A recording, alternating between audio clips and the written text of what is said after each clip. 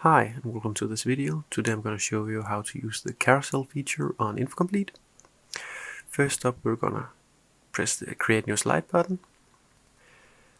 Then when we're in the editor, we're going to go on press images, then image carousel.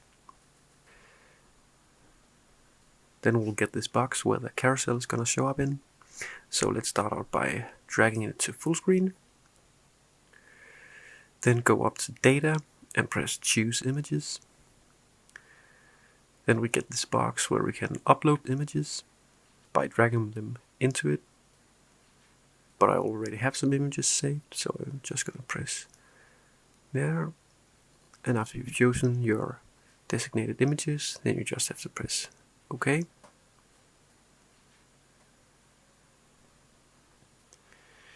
And now we can see the carousel working. So now we just have to edit it.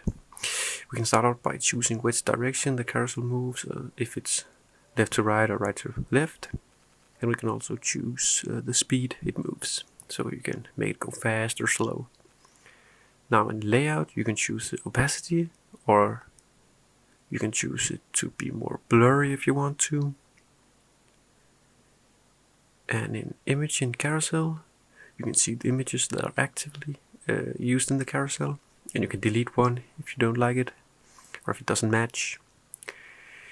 You also have the option to change the border, or if you want a shadow on the images, or the corners, or position and size of the images. You have a lot of options.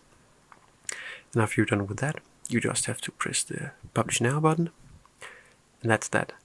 That's how you create a carousel on InfoComplete.